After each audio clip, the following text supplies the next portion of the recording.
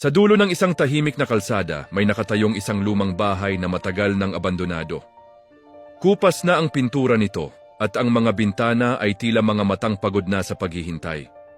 Ayon sa mga matatanda, may dating nakatira roon na isang pamilya. Masaya, maingay at puno ng pagmamahal. Ngunit isang gabi, bigla silang umalis. Walang paalam, walang bakas. Iniwan nila ang lahat pati ang mga alaala. Isang hapon, napadaan si Lyra, isang dalagitang mahilig sa misteryo. Dahil sa kuryosidad, dahan-dahan siyang lumapit sa bahay. Umuugong ang sahig sa bawat hakbang niya, at ang hangin ay tila bumubulong ng mga lihim. Nang sa loob nakita niya ang isang lumang mesa na may nakapatong na isang maliit na kahon.